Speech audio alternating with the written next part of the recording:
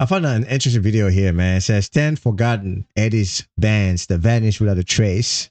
I reacted to few, 80s bands. So let's see if I'll be able to recognize some of the bands, or maybe I've done, a couple of songs or one song or something like that. But I I have no idea, man. I have no idea which one will be there. But it's a good thing to know, kind of find out, to know like which band that or which bands that vanish, out of, without a trace, An interesting video, man, and then I can't wait to react to this, man. So make sure to subscribe, like, comments, and y'all let me know if you have any recommendations, suggestion. Drop them down in the comment section, y'all. Let's go, man. Let's go. Let's check the video, man. It's a very interesting video. MTV made the 80s immortal, but for every megastar, a dozen brilliant bands flickered once and vanished. Label implosions, shelved albums, one perfect single, and then radio silence. Tonight, we're digging up the ghosts, 10 forgotten 80s bands whose songs still hit like the neon just came back on. You'll get the stories behind the disappearances, and one must-hear track from each group to rebuild your playlist with the decade's best near misses. If you think you've heard every 80s classic, this list will redraw your map, because sometimes the bands that disappeared left the brightest after-images. That's it, man. That's it. Subscribe, hit the bell, and let's Subscribe drop the to needle on 10 forgotten Subscribe to 80s bands that vanished without a trace. Stick around to the end. I'm shouting out your sleeper picks for part 2. Number 10.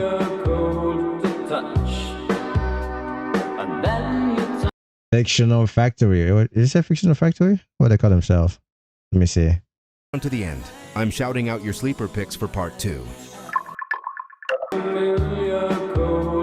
Yeah, Fiction Factory. Feels like heaven. I have no idea this band right here. I don't think I ever reacted to them before. The opening synths arrive like a door sliding open on a winter night. Cold air, then warmth. Feels like. Heaven is one of the decade's great paradoxes.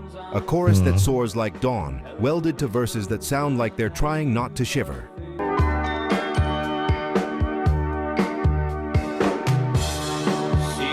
The arrangement is immaculate in its restraint. A heartbeat drum pattern that never shows off. Bass outlining the chords in simple arcs. Arpeggiated keys painting the song's perimeter. And a lead vocal that holds back just enough to make the lift feel earned. The hook isn't shouted into existence, it's revealed. A change in light more than a change in volume. I fought the fever as I knew. My hair... What makes it endure is the architecture. Each layer arrives with purpose and then gets out of the way. That economy lets the lyrics do something rare in synth pop, suggest intimacy without collapsing into sentimentality. And then, the story narrows. A follow-up album that didn't connect, singles that didn't catch the same thermals, and by 1987, the band was gone. Damn. They last for too long, man. The mystery isn't why they vanished. The 80s were merciless. The mystery is how this one song keeps feeling new, as if the chorus had been waiting in the air the whole time, and Fiction Factory simply found it. Play Q. Feels like heaven. Number 9. Let's go number 9. Passions. I'm in love with German star film. A guitar line like breath on glass. A bass that paces rather than pushes. Drums mixed like footsteps in a hallway. The Passions build a world out of negative space, and Barbara Gogan's vocal threads through it like a thought you can't stop returning to.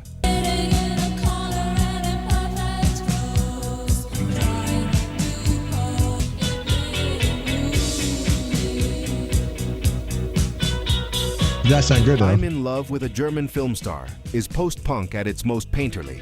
Minimal parts arranged so carefully that the silence between them becomes the song's subject. The lyric is infatuation as atmosphere. Not a biography, not even a confession. More like a glow around a figure glimpsed and then lost. That's the trick. The band writes yearning into the production. Reverb isn't an effect, it's memory.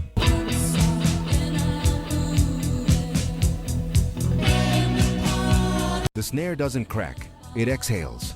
You hear the courage it takes to do less in a climate that rewarded drama, and the cost of that courage in a market that didn't know where to shelve quiet intensity. Within a couple of years, the passions had dissolved, leaving behind a single that keeps recruiting new listeners, one dreamy guitar line at a time. The band disappears. The feeling refuses to. Play Q. I'm in love with a German film star. I'm in love with the German film star. Woo. The Bolshoi, is that how you say it? Bolshoi away, 1986. Some bands sound like they're building toward a future the industry hasn't scheduled yet. The Bolshoi's Away sits exactly there. Brooding verses with a pop skeleton, a vocal that carries both distance and heat, guitars that flare, then tuck back under the melody as if conserving fuel.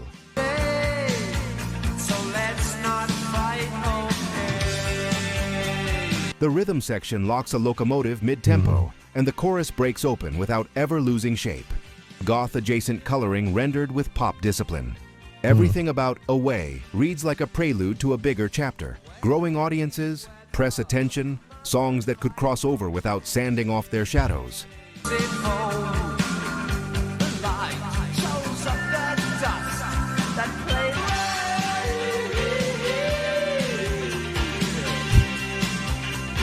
Then the bureaucratic gravity well opens. Label Turbulence, a finished follow-up consigned to limbo. Momentum that couldn't survive the silence. By the end of the decade, the band is gone. The lost record surfaces only decades later, a time capsule proving the spark was real.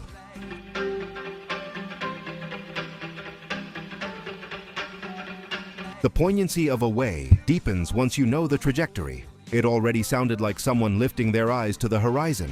The tragedy is we don't get to hear how far that gaze could have traveled uninterrupted. Number 7.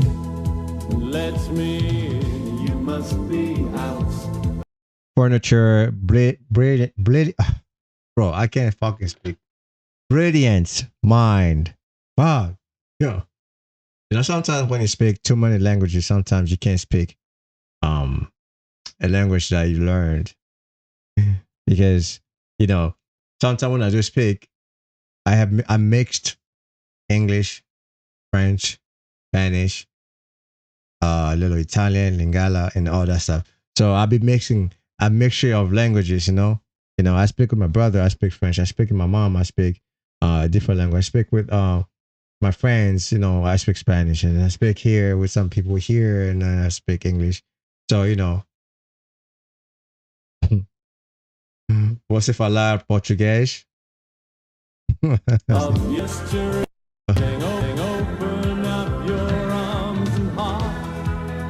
A baritone steps into a room lined with glass and tells you the truth. Brilliant Mind is an interior song dressed for the outside world. Elegant, poised, refracting emotion through sleek keys, and a bass line that moves with conversational calm. The drum interior song dressed for the outside world. Elegant, poised, refracting emotion through sleek keys, and a bass line that moves with conversational calm. The drum programming is precise without being cold. Guitar comes in like a signature flourish, then vanishes. So far, I don't recognize any of the songs, man. It's one of the decade's most haunting singles because it refuses the easy catharsis of a belt. It holds its center and lets the ache resonate. And then the machinery around it breaks.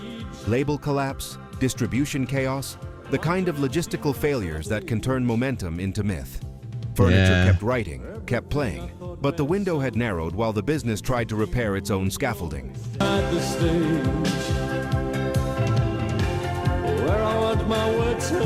Brilliant Mind remains as both artifact and argument, proof that understatement can be indelible, and evidence that great songs sometimes need not just craft and timing, but infrastructure to survive. When you press play now, you can still hear the alternative history humming under the chorus, the version where this voice becomes a fixture instead of a footnote. Number 6. Bourgeois Tag. I Don't Mind at All, 1987. But I'm smart enough to know. Some ballads crash through the door. This one drifts in and rearranges the light. Todd Rundgren's production gives I Don't Mind at All an almost weightless carriage. Acoustic guitars shimmering at the edges, strings that ache without swelling, harmonies that seem to arrive a half second before you realize you needed them. Go.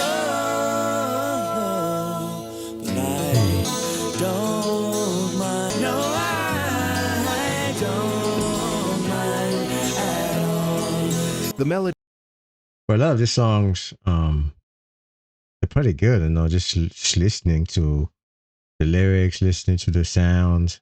I mean, like I said, there's some record label problems maybe, and all the stuff for problems in the party happened. That's why the band couldn't last. All these bands couldn't last, but the songs they seem to be very very good to me, man. And it's appealing to my ears, man. So I don't know. I mean, it's a shame that it couldn't last, but at least if this was the only song for the singles, that one song, was good. So I wish the band could have lasted a little longer, but things happened, and they wouldn't be able to stay together for long. is featherlight but exact, the lyric unhysterical, and therefore devastating. It's the sound of two writers, Brent Bourgeois and Larry Tagg, trusting restraint, trusting that the smallest motion can move the most air. Radio programmers loved it because it refuses to date itself. There's none of the decade's technological bravado here, just pure song.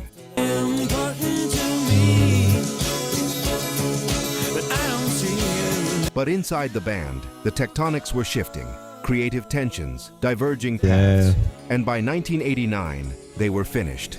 The single lived on, a perennial on soft focus playlists and a quiet standard for anyone trying to learn how to let the middle eight do the speaking. You don't need to know the backstory to feel the ending in the chords. The record understands that not every goodbye slams. Some of them float, smiling, all the way to the door. Reflects the politics of dancing. It starts with a pulse you could measure a dance floor by. Kick and bass in lockstep. Hi-hats etched like grid lines. Synth arpeggios flickering at the edges like stage lights warming up. Then that chorus drops, half slogan, half smile.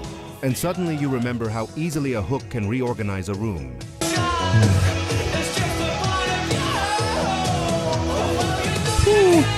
The politics of dancing works because it's both metaphor and mechanism.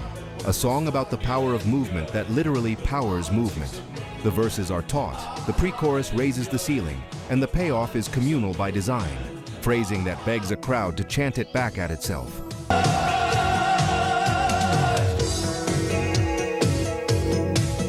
Production-wise, it's a masterclass in 83 ergonomics. Drums with just enough gated snap to feel modern without freezing. Synths that trade glassy pads for rubbery leads. A bass line that moves like an escalator. But the real magic is restraint. Nothing grandstands.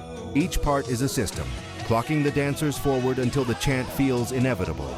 And then, silence. A follow-up album trapped in release limbo. Momentum bleeding out in boardrooms instead of clubs.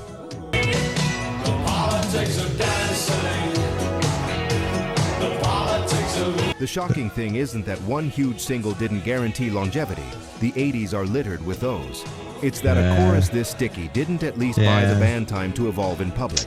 In another timeline, Politics is the opening chapter of a story about how pop and polemic learned to share a stage. In ours, it's a monument standing alone on a dance floor that kept moving without its architects. Play cue, the politics of dancing. Number 4, man. Blue Zoo, Cry Boy Cry, 1982. Everything glows. Marimba flecks sparkle at the edges. The bass line bounces like colored light. The drums feel sprung rather than slammed. Cry Boy Cry is pure neon. A track engineered to ricochet off roller rink ceilings and radio antennas with equal ease. The vocal rides the top line with arch poise, angling from pout to plea without losing a wink. The chorus blooms on contact, the kind you remember as a shape even before you recall the words.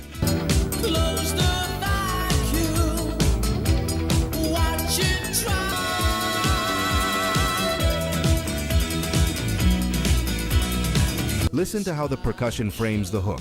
The marimba not as novelty, but as architecture, brightening the downbeat and turning the turnarounds into little fireworks. Guitars stroke, never slash. Synths add lift, never wait. It's one of those records where the arrangement does what the lyric can't quite say. It levitates. And yet by 1985, Blue Zoo had split. One big flare, then darkness, with reunion flickers decades there were splits. later, proving the DNA still jolts a crowd.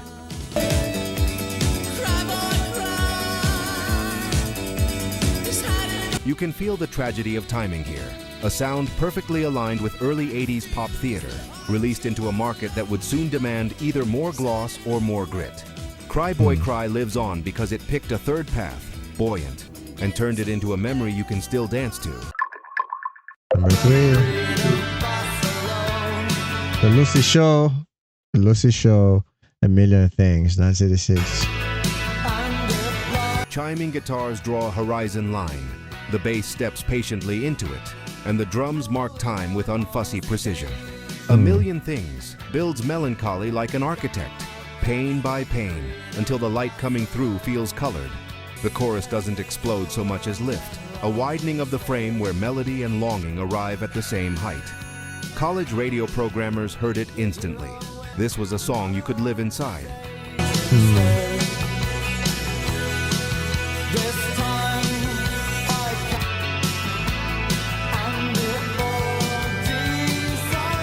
What makes it durable is proportion. The Lucy Show balanced jangle and weight, giving the verses enough shadow that the refrain can glow without schmaltz. Guitars interlock rather than compete. Backing vocals act like scaffolding, not wallpaper. It's the sound of a band that knows how to rise without overreaching.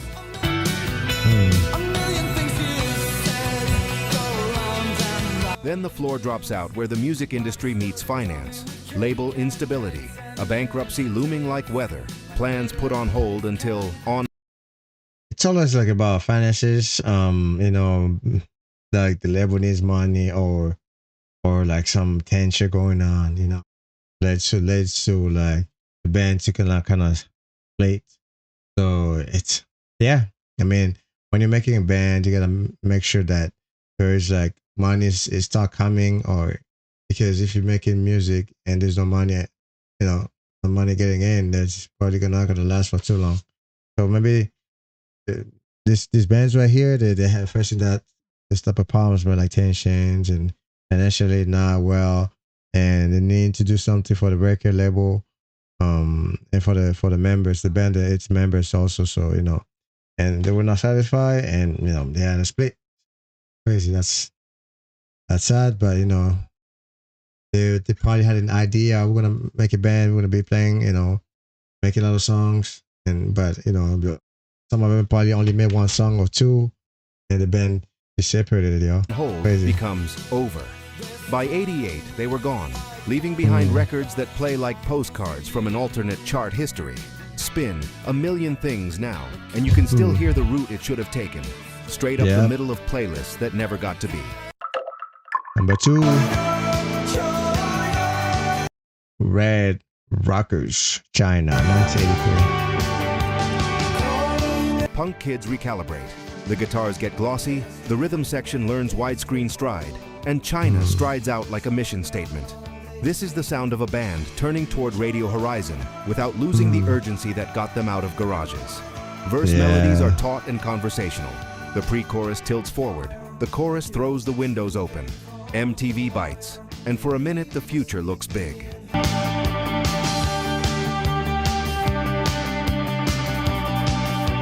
The production is textbook 83 in the best way. Chorus guitar swimming just shy of excess. Drums crisp without calcifying.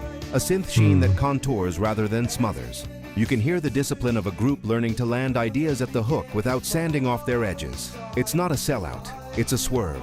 And for one single, the lane holds. But stylistic pivots are bargains with the gods of timing, and the bill can come due fast.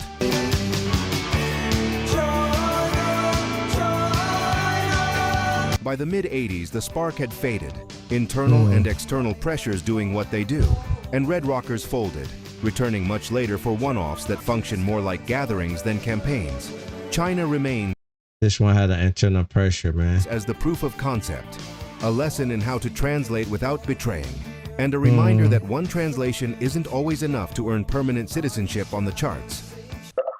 Number 1, yo. The Pale Fountains, thank you, 1982. Some songs don't meet you in the nightclub. They meet you by the window. Thank You moves with Baccarat-tinted grace. Trumpet lines that feel like late afternoon light. Acoustic guitar filigree tracing the edges. Rhythm parts that sway rather than insist. The melody doesn't climb so much as float. and the lyric's gratitude is disarming precisely because it refuses melodrama.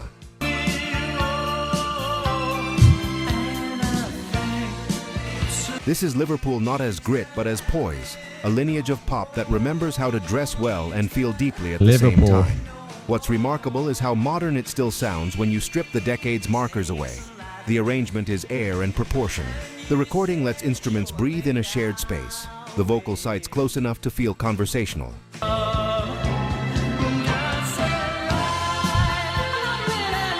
Critics heard it, adored it.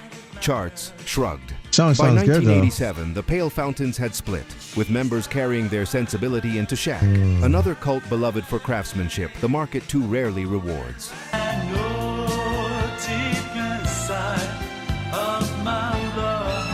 Play Thank You for a Friend, and you'll watch the conversion happen in real time. The head tilt, the slight smile when the horn line returns, the unprompted, "Who is this?" That's the secret life of a vanished band. To survive as a gift, passed hand to hand, turning strangers into caretakers. Play Right. Q. Thank you. The journey doesn't end here, pop lovers. Watch this next. Y'all let me know if you recognize any of the songs or any of the bands. If you had a member of one of the bands in there. For me, I don't recognize any of them. I think I never done any reaction of any of the songs that were there. So y'all let me know in the comment section, man. I hope you like the video. I'm gonna catch a nap because I'm really tired. But I hope y'all like the video, y'all. Subscribe, like, comment, and woof. I'll see y'all in the next one. Peace.